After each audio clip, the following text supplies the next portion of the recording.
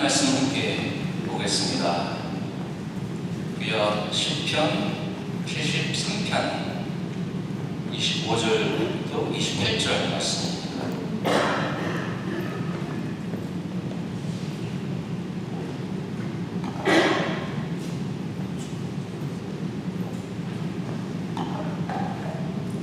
다 찾으셨으면 그 자리에 일어나셔서 하나님 말씀 함께 읽어보겠습니다. 시편 73편 25절 28절 하나님 말씀입니다. 하늘에서는 주배에 누가 내게 있으리요, 땅에서는 주밖에 내가 사모할 일이 없나이다. 내 육체와 마음은 쇠약하나 하나님은 내 마음의 반석이시요 영원한 군기시라. 무릇 주를 멀리하는 자는 망하리니 운명같이 주를 떠난 자를 주께서 다 멸하셨나이다. 하나님께 가까이 하니 내게 보이라. 내가 주 여호와를 나의 피난처로 삼아 주의 모든 행적을 전파하리이다. 아멘.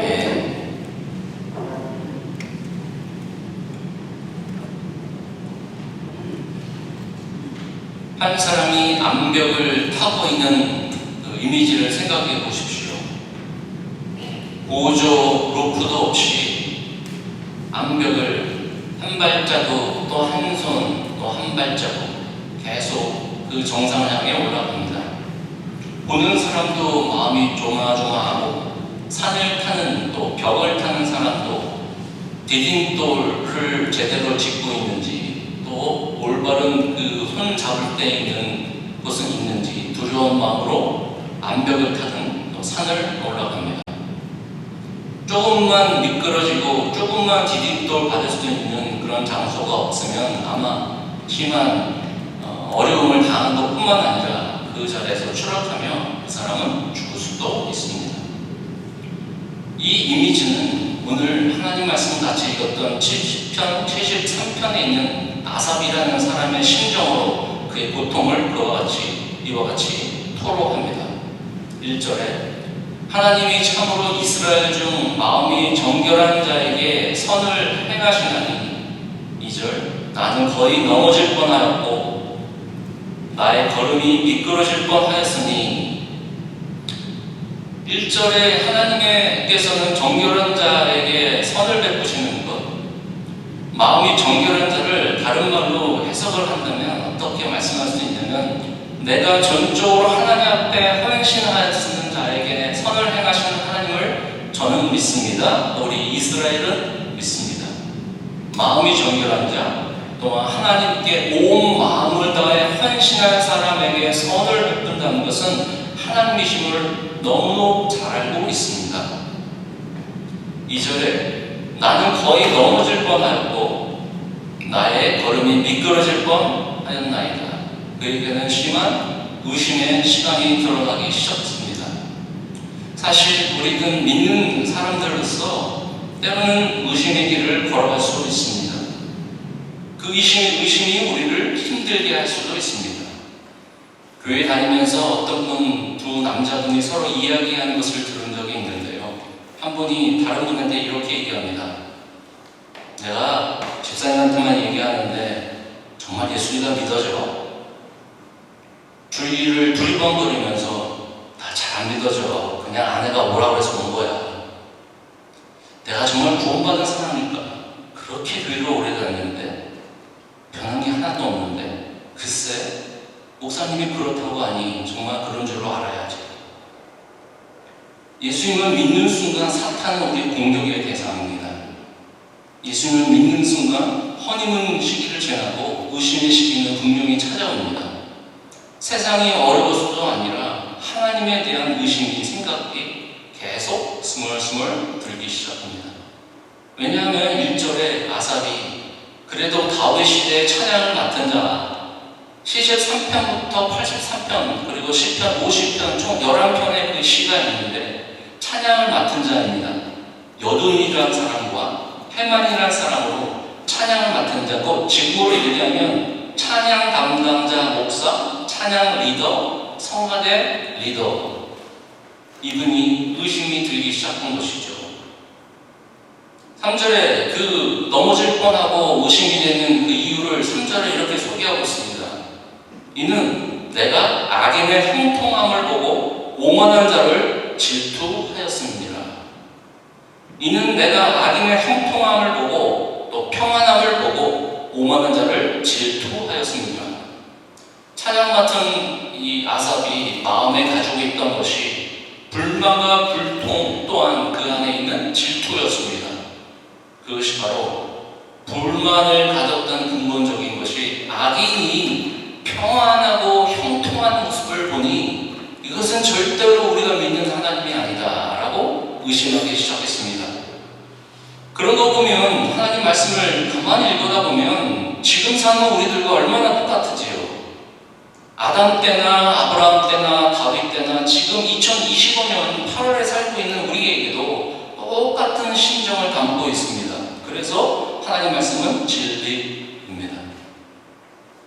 시편에는 하나님을 신뢰하는 시, 하나님께 감사하는 시, 하나님께 한탄하는 시, 괴로움을 쏟아내는 시도 우리 감정들이 가득 차여 있는 것이 시편입니다. 총 73편이 다윗이 지었고 모세도 한 편 지었고 솔로몬 그리고 적장이상 총 150편을 통하여 그들의 감정을 하나님 앞에 내놓음으로 말미암아 솔직히 내놓음으로 말미암아 그들의 의심과 그들이 가지고 있는 걱정과 이해되지 않는 부분을 하나님께 토로하였을 때 그들의 시의 마지막은 항상 주님을 찬양함으로 끝납니다. 우리가 의심을 갖고 오랫동안 신앙생활하는 것보다는 의심을 다해 뿌리를 찾고 또한 내가 어떻게 의심을 회복할 수 있는지 우리는 꼭 기억할 필요가 있습니다. 제가 알고 있는 목사님, 저희 교단에 있는 목사님이 암을 발견하여서 제가 인사를 드렸습니다. 그래서 며칠 후에 그분 항암 치료를 하면서 저에게 이 카톡을 내용을 보내주셨습니다. 1차 항암 후보다 힘든 시간을 보내고 있습니다. 2차를 지금 들어가고 있는데요. 척박함과 황량한 그 관할을 지나고 있습니다. 그러나 분명한 사실, 가나안으로 가고 있고 구름기둥, 불기둥으로 인도하시는 아버지 하나님의 손길이 있다는 것 확신합니다. 때로는 하나님 너무 힘들고 이건 아니다라고 생각한 적도 있습니다. 저 혼자만의 길이 아니라 다른 목사님들도 겪었을 광야를 생각하며 믿음으로 견디고 승리하였음에 또한 힘을 내봅니다.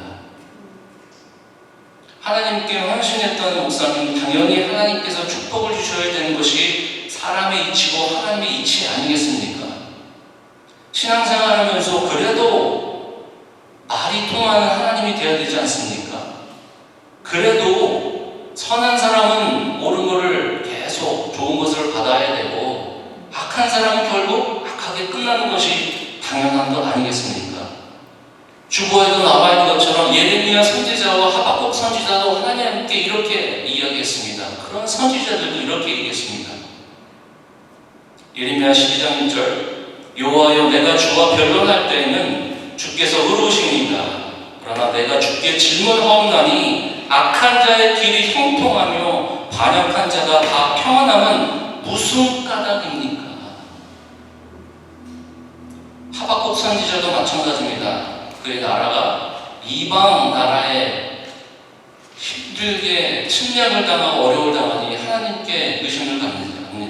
하박국 1장 2절 여호와여 내가 부르짖어도 주께서 듣지 아니하시니 어느 때까지이까 내가 강포로 말미암아 외쳐도 주께서 구원하지 아니하시나이다. 하박국의 1장만 해도 어느 때까지입니까? 어찌하여 이런 일이 있습니까? 어느 때까지입니까? 라는 것이 반복적으로 드러납니다.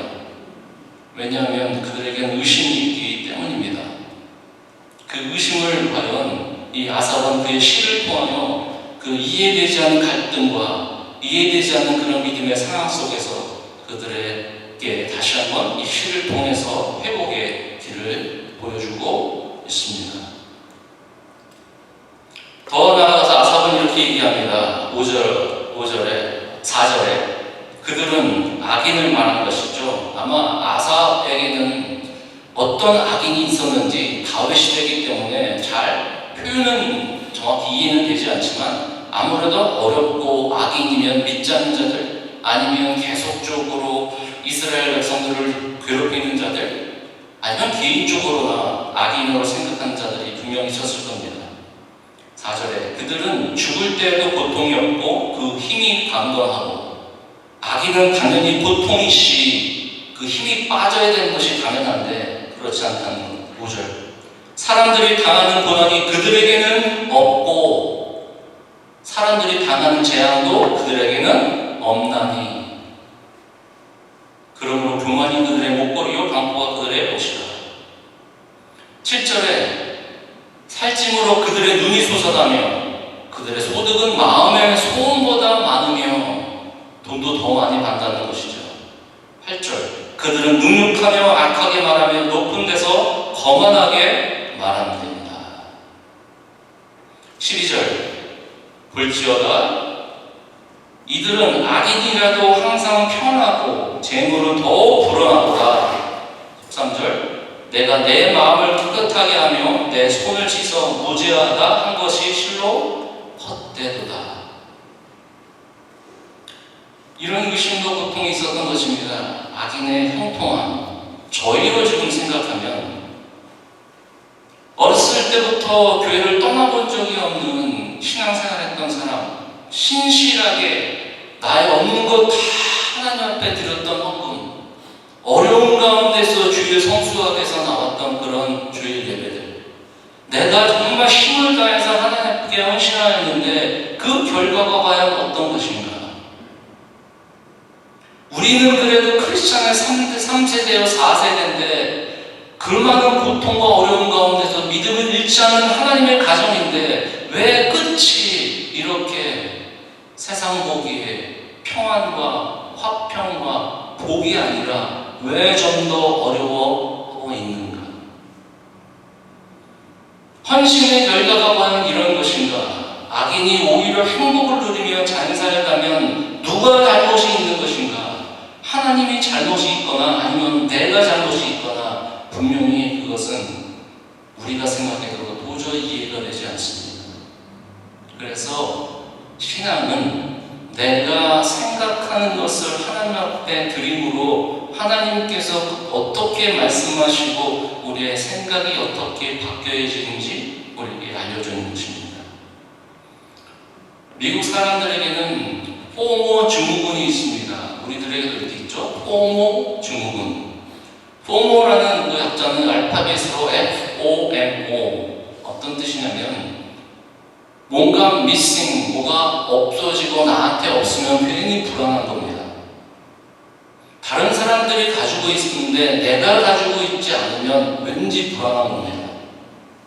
다른 사람들은 열심히 사회생활 잘하고 열심히 컴퓨터도 잘하고 전화기도 잘 만지는데 내가 하지 못하면 뭔가 뒤떨어진다는 그런 증후군이 그걸 바로 포모 증후군입니다.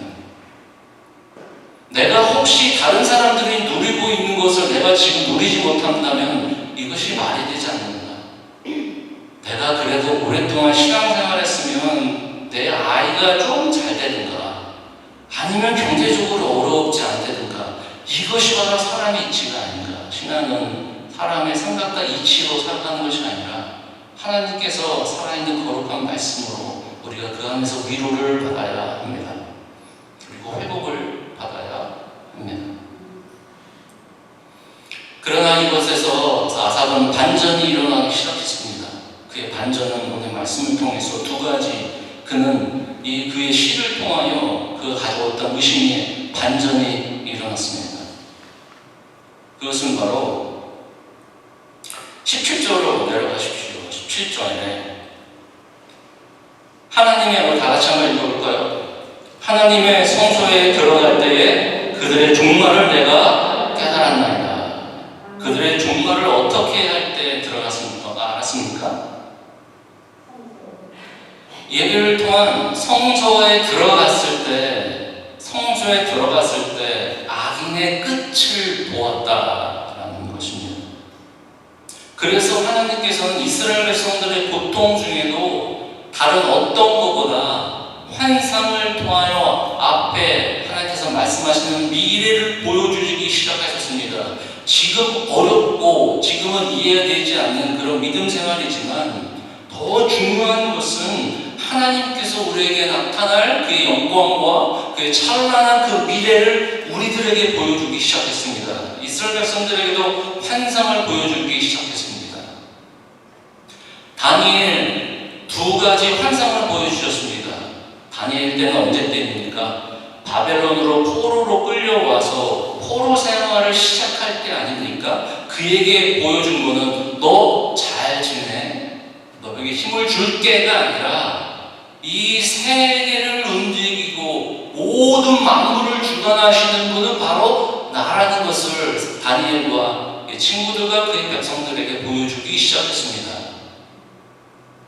이 세상을 움직이는 손은 누구인가?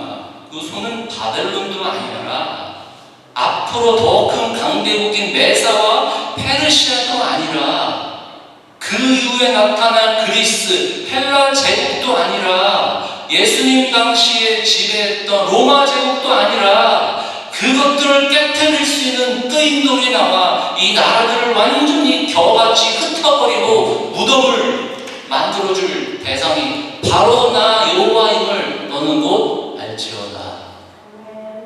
그래서 다니엘은 그곳에서 위로를 받았습니다. 하나님께서 이 모든 것을 붙잡고 계시다는 것을 알았습니다. 그들의 끝을 하나님께서는 보여주셨습니다. 그러니까 계속 하나님께서 우리들에게 비전을 보여주십니다. 이것이 믿는 사람들이 회복할 수 있는 방법입니다. 하나님 의심을 해결해 주십시오 라는 바람도 중요하지만 더 중요한 것은 하나님 저에게 보여주시옵소서. 우리 믿음은 계시의 믿음입니다. 불교처럼 내가 깨닫는 믿음이 아니에요. 하나님이 보여주셔야 돼요. 그분이 계시해 주시지 않으면 우리는 알 수가 없습니다. 하나님 말씀이 우리 안에 들어와서 그 말씀을 우리가 가까이 하는 이유는 뭐냐면 우리가 그 말씀을 받고서 그 진리를 받아서 우리가 살아가는 것이에요. 그렇게 내 마음을 50시간이든 5일이든 5년이든 돌을 닦으려 그러면 내 마음에는 죄밖에 드러나는 게 없습니다. 하나님께 주신 말씀으로 내가 위로를 받아야 돼요. 17절에 성소에 들어갔을 때 그때야 그들의 종말을 내가 깨달았다. 열심히 기도해서 의심을 풀어준 게 아니라 내가 깨달아졌다라는 것이에요. 내가 깨달아졌다. 내가 깨달아졌다는 거예요. 그들의 종말을 깨달아졌다. 어느 한 사람이 목사님에게 물어봅니다. 목사님, 제 인생의 10년은 어떻게 될까요? 앞으로 어떻게 된다고 생각하세요? 목사님 기도해 보시니까 어떻게 생각하세요? 제 인생에 대해서. 지혜로운 목사님 이렇게 말했습니다. 당신은 5년, 10년 잘 모르겠습니다. 근데 확실한 건 내가 말씀을 드리겠습니다. 5년, 10년, 15년 당신이 죽어도 생사화복과 여러분의 길을, 당신의 길을 인도하실 분은 확실히 있다는 것은 제가 말씀드릴 수 있습니다.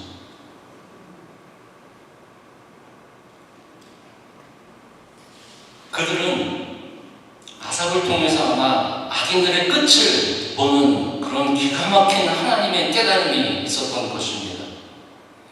그들은 미래를 붙잡고 이 그분이 누구라는 것을 분명히 알고 있었을 겁니다. 더 나아가 예배란 하나님 앞에 나와 나의 모든 것을 드림으로 하나님께서 나의 인생의 모든 것 되신다는 것을 보여주신 하나님께 나아가는 예배. 당시만 해도 성전이라면 그들이 가지고 있는 죄를 가지고 나왔을 때 하나님 앞에 깨끗이 태워버리는 것이 예배였습니다. 지금은 예배가 좀 더 실생활에 사람들에게 맞게 형식적으로 만들어졌는데 원래는 예배는 형식이 없어야 됩니다.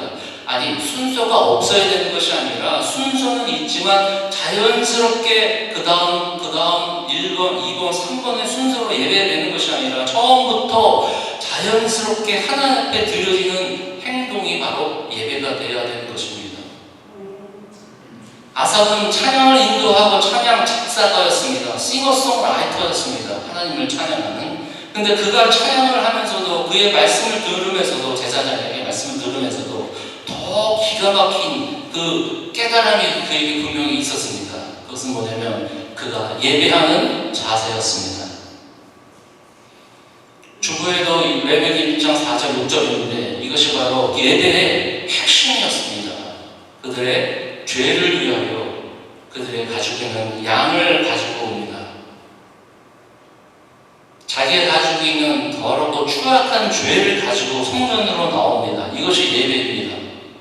그래서 제사장에게 주며 흠없고 순전한 그 어린 양을 주므로 제사장은 그의 눈앞에 대신 그 뿔을 잡고 기도하여 그 죄를 정가시킵니다. 이것이 하나님이 만들어주신 구약 사람들의 죄 사함 방법입니다.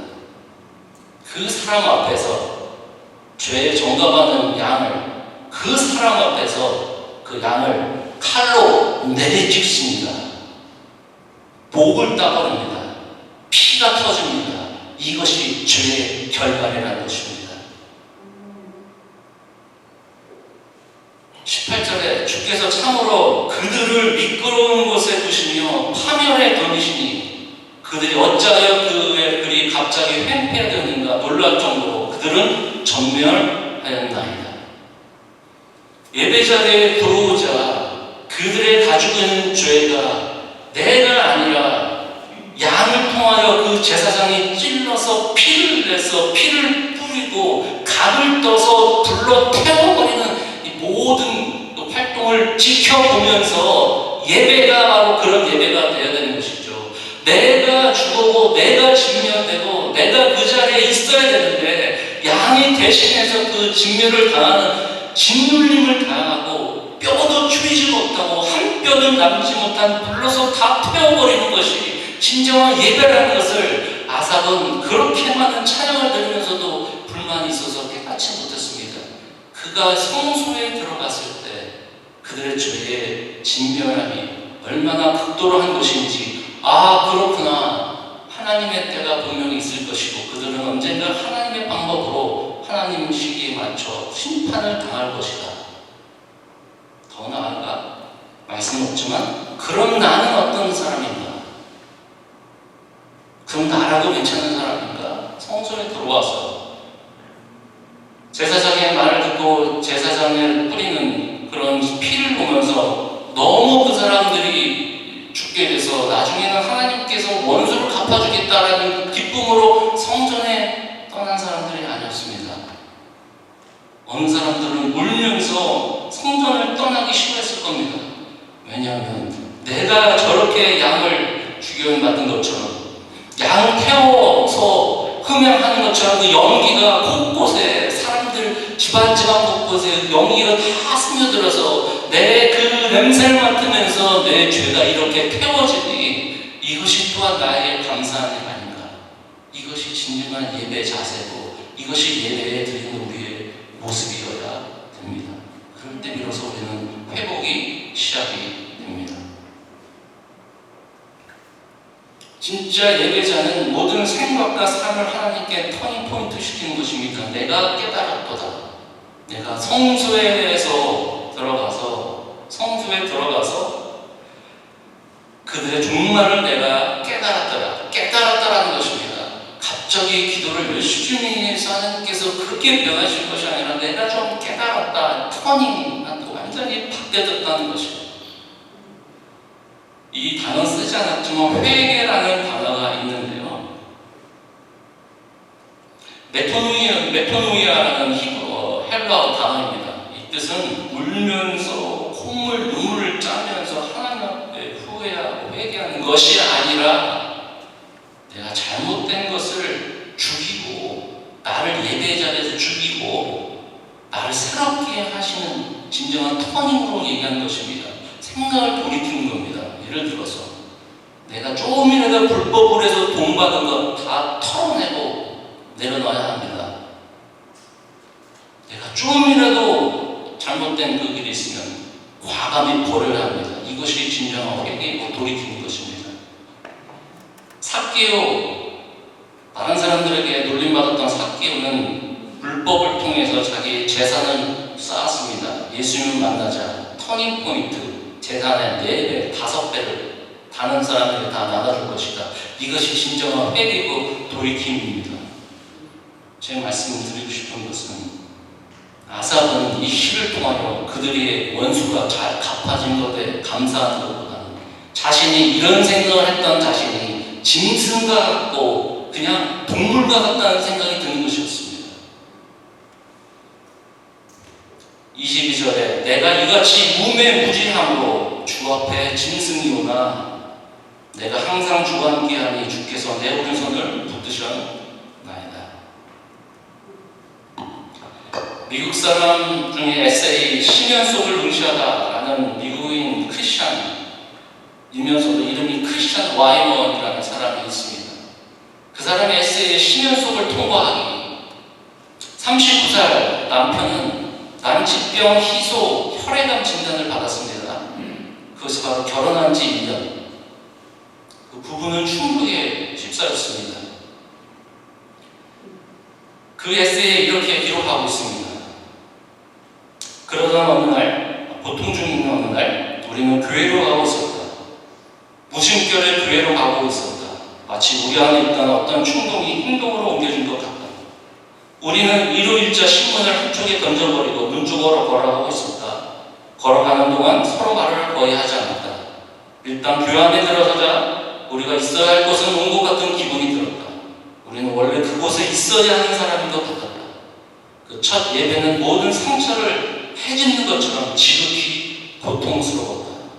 그러면서도 유일하게 효과가 있는 연고를 발라준 것처럼 깊은 위로가 되었다. 의심이 이 자리를 들어오면서 해결된다는 의미는 절대로 아닙니다. 이 자리에 들어와서 내 자신의 죄를 다시 한번 하나님 앞에 어린 양 대신 예수 그리스도가 아니라 내 아이가 주어야 되는 것이고, 이 성전을 떠날 때는 이제는 내가 사는 것이 아니라 그리스도께서 사는 거기 때문에 이제 그리스도의 힘으로 살아야겠다는 새 힘을 가지고 이 성전을 떠나는 것이 진정한 예배입니다. 예배 속에서 우리의 추측을 멀리하는 것입니다. 왜냐하면 예배를 드리면서 목사님 말씀이 내가 동의하는 것이 아니라 주님의 말씀과 주님의 찬양을 올리는 것들이 진정으로 내가 사모할 자가 주님이시고, 내가 이해는 하지 못하고 내가 모든 것을 판단하는 것은 미숙하지만 그럼에도 하나님은 위대하신 분이기 때문에 욥에게도 역시 내가 너에게 왜 이런 고난을 줬는지 설명 필요 없이 이 창조하신 자가 누구지 한번 심히 생각해 보아라.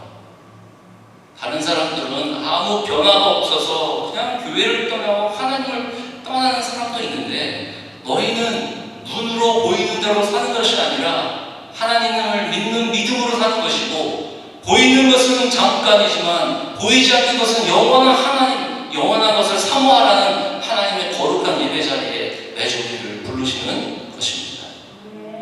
현실이 각박하다고 해서 미래가 계속 각박해질 것이 아니라 미래를 통해서 현실 속에서 하나님께서 이루신 것들을 보게 되는 것입니다. 아삽은 여기서 끝나지 않습니다. 예배 속에서 그는 경험한 것이 있었습니다. 바로 그것은 하나님의 임재를 경험한 것이었습니다. 27절에 무릇 주를 멀리하는 자를 망하리니 음녀같이 주를 떠난 자를 주께서 다 멸하나이다.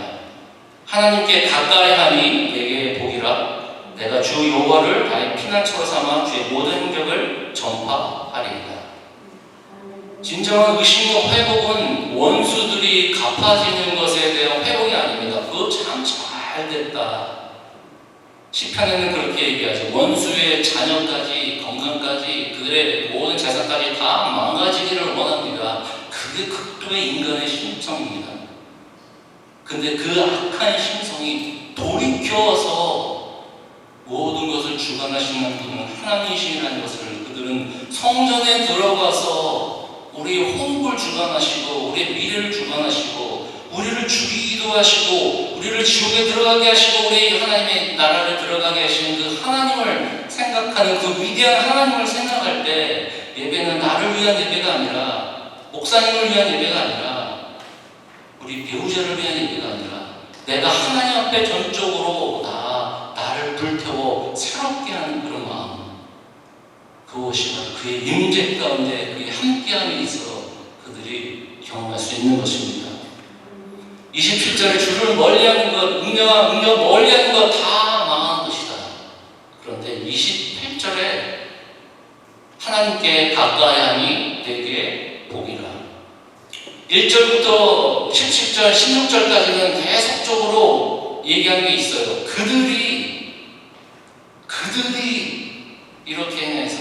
그들이 이렇게 행해서 우리로 쪽으로 얘기하면 저 사람들 때문에 저 사람뿐만 아니라 이 사람이 나를 내 인생을 망가뜨려 놨어. 그래서 나는 하나님 믿는 것, 저 사람 어떻게 빨리 없애줘야 되는데 그 손 가리킨 것이 그들이 아니라 이제는 자신을 바라봤습니다. 그러면 나에게는 어떤 복이 있나? 세상이 말하는 물질과 평안과 가지는 소유와 그들이 가지고 있는 고통 없는 것이 성전에 와서 보니 하나님이 내 안에 있고 주님이 나를 가까이 하니 이것이 진정한 복임을 깨닫게 되었습니다. 하나님을 가까이 함이 내게 복이라. 야고보서에도 이런 말씀이 있죠. 여호와께 하나님께 가까이 하라. 그러면 그분이 가까이 하시겠다. 너는 내게 부르짖으라. 너는 나에게 부르짖으라. 내가 크고 은밀한 일을 보여줄 것이고 너가 부르짖은 것을 내가 너에게 응답하겠느니라. 우리가 바랄 것은 바로 하나님의 임재입니다. 시편 89편 105절 주의 말씀은 내 발의 등이요 내 길의 빛입니다. 주의 말씀은 내 발의 등이요 내 길의 빛입니다. 우리 인생은 어두운 길입니다. 왜냐하면 불확실하기 때문입니다. 여러분 1시간 이후에 어떤 일이 벌어지는지 예상하시는 분 없죠? 아니 내일 5일 후도 모르고 내일 지금 이 시간부터 어떻게 일어날지 모르는 거 다 어두운 길을 걸어가는 겁니다.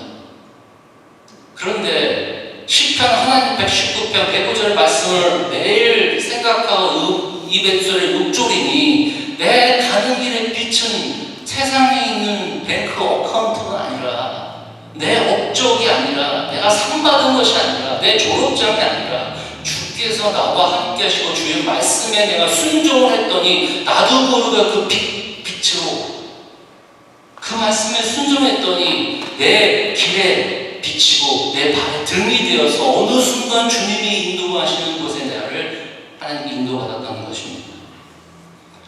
제가 언제 하나님의 임재를 경험하냐? 하나님 말씀이 읽고 싶어서 읽어질 때 목사님이 읽으라 그러고 읽어야 되니까 참 이거 그냥 대충 띄엄띄엄 읽으시는 분들은 그래도 신앙생활을 배를 노져두면서 지금 노정면 신앙하시는 분이세요. 왜냐면 노를 줘야 하잖아요. 그럼 어떻게든지 합니다. 얼마나 힘드세요. 그것도 포기하고 또 포기하고 하나님의 임재를 경험하는 사람들은 하나님 말씀이 보고 싶은 거예요. 이 말씀이 나를 찔르는 말씀이 아니라 이 말씀이 나를 위로해 주는 거예요. 그 진리가 나를 자유케 해주는 거예요. 그러니 세상의 기준이 문제가 아니에요. 그 말씀에 빛이 되는 것이고 등이 되어주시기 때문입니다. 13년 동안 이스마엘을 낳았던 그것도 사라 아내에게 난 것이 아니라 하갈이라는 여종을 통해서 난 이스마엘인데 하나님께서 너 그 아들이 내가 너한테 준 약속이 땅이 아니야. 그 아들이 아니야. 13년이 지나서야 17장 1절에 여호와 하나님께서 나타나 아브라함을 이렇게 얘기합니다. 아브라함이 99세에 주보에 나와 있습니다. 창세기 17장 1절. 아브라함이 99세 때 여호와께서 아브라함에게 나타나시고 그에게 이르시되 나는 전능한 하나님이라 너는 내 앞에서 행하여 완전하라. 이렇게 얘기해 줍니다. 그에게 나타나셨습니다. 13년을 기다렸습니다. 99세. 아니 훨씬 전부터 너의 그 시를 통하여 내가 큰 복을 주겠다고 했는데 이거는 또 기다리고 또 기다렸던 겁니다. 이렇게 얘기합니다. 나는 전능한 자야. 나의 못하는 일이 없어. 그럼 너를 믿어야 되겠니? 나를 믿어야 되겠니? 결과가 열심히 헌신해도 결과가 이런 결과고 저런 결과를 내가 예상해서 받아내는 것이 아니라 그 결과를 누구한테 맡기더니 한치 앞도 앞을 모르는 컴컴한 인생을 살고 있는 우리 인생에 무엇을 너는 바라보고 살 거니? 배우자를 바라보고 살 거니? 내가 인베스트하는 그 돈을 바라보고 살 거니? 세상에 있는 것들이 어느 순간 다 무너져 버릴 텐데 이런 것들을 붙잡아서는 결코 의심만 계속 쌓아가는 것이 진정한 예배와 진정한 하나님의 임재를 경험 못하는 것입니다. 그래서 아브라함에게 말합니다. 너는 내 앞에 행하여, 완전 내 앞에 행하여. 시편 말씀 보니까 우리가 성경을 계속 읽어보면 이런 말씀이 있어요. 내 영광을 드러내고 내 광채를 드러내고 내 얼굴에 대면하고 얼굴 얘기 나오면 주님이 나와 가까이 한다는 것입니다. 시편에는 이런 말씀이 너무 많아요. 내가 그의 얼굴을 가까이 하고 그의 광채를 비치고 그분이 나에게 가까이 있다는 거예요. 이제는 세상을 기웃기웃거리면서 해답을 찾는 것이 아니라 주님이 내 안에 계시는 그 놀라운 지혜의 말씀을 깨달을 때 그가 진정으로 회복이 시작된다는 것입니다. 영광스러운 하나님을 대면할 때 의심은 사라집니다. 얼마나 많은 크리스찬들이 자기 스스로 생각에 빠져 주님의 고귀한 인도하심을 지금도 잊어버리고 살고 있습니다. 지금도 종교적으로, 지금도 억지로 아무 기쁨과 그 마음에 감동 없이 저번 인생 지나가는 정말 힘없는 크리스찬으로 살지 마시고 그 의심의 안개를 거치기 위해 그의 존재는 아마 교회든 여러분의 운동하는 장소든 여러분의 가정이든 여러분의 직장이든 그 존재는 아마 하나님 앞에 엎드려 나는 죽었으니 주님 내 삶을 대신 주님께서 살아주시고 나를 통해 큰 영광 받아 주옵소서. 마지막으로 책을 읽다가 어느 목사님의 간증을 봤습니다. 그 목사님의 간증에 이런 간증이 있습니다. 그 아들을 수련회를 보냈는데 수련회에서 익사 사고로 먼저 하나님께 보냈습니다. 그러면서 이 아버지 목사님이 이렇게 그 글에 썼습니다. 사람의 동정이 아닌, 왜냐하면 어려운 시간을 지내니까 이런 생각 저런 생각 이런 얘기 저런 얘기 많이 들을 텐데요. 사람의 동정이 아닌 하나님의 은혜만을 구했다. 아마 그분이 계속적으로 지금 회복하려고 노력 중에 있었던 것이죠. 이분이 어려움을 당하니까 교회는 성도님들이 오히려 의심하기 시작하고 성도님들이 오히려 교회를 떠나는 분도 있고 더 안타깝게 생각한대요. 왜냐하면 목사님 아들이면 잘 되는 거 아닙니까? 성도들이 교회를 떠난대요. 어느 교회 목사님은 성도 중에 암이 걸렸는데 기도를 계속 했는데 이분이 세상을 떠났어요. 그러니까 사람들도 같이 떠났다는 거예요. 왜냐면 이럴 경우가 아니잖아요. 하나님이 기도를 그렇게 열심히 했는데. 이분이 이야기 계속 하겠습니다. 이분이 이렇게 썼어요. 사람의 동정이 아닌 하나님의 응원을 구했다. 고난의 돌파구가 말씀과 기도에 있음을 알기에 주님과 독대하는 시간을 많이 가졌다. 왜라는 원망만 남았다. 시간이 지난 후 눈물과 탄식이라는 감사를 깨닫는다. 슬픔을 고백하고 부활의 기쁨과 감격적인 승리로 전환되었음을 선포할 때 성도들의 상한 마음이 치유되는 것을 느꼈다. 고난을 통해 내가 아무것도 할 수 없음을 알게 되었다. 그래서 고난은 유익하다. 고난을 통해 주님의 율례를 배우고 고난을 통해 우리의 믿음을 성숙해 전한다.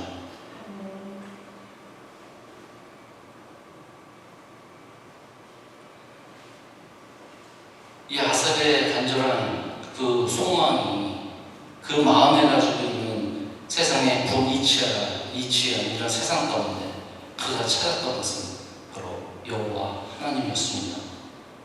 그의 존전 앞에 나와 자기의 초라한 모습이 아니라 그 초절한 모습을 다시 일으켜 세우셔서 다시 한번 하나님께서 미끄러지는 그런 발판이 아니라 그분이 반석이 되어주셔서 그분과 함께 하루하루 걸어가고 지탱하고 인내하고 참고 하나님의 역사를 기다리는 사람, 이것이 바로 회복된 사람들의 삶의 모습이 아니겠습니까?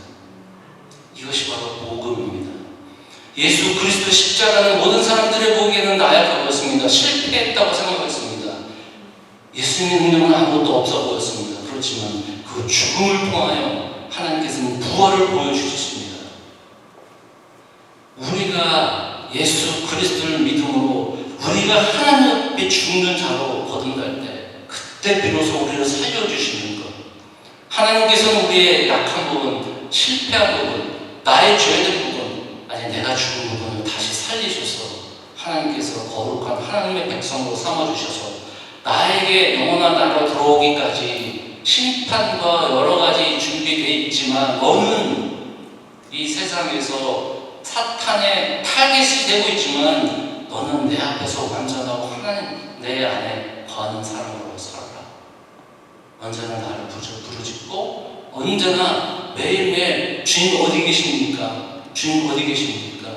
말씀을 읽으면서 주님 말씀해 주십시오.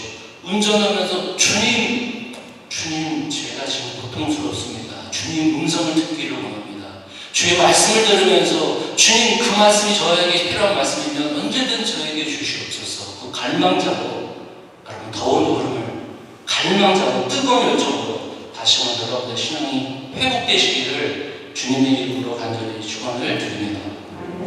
기도하겠습니다. 이 시간 함께 기도할 때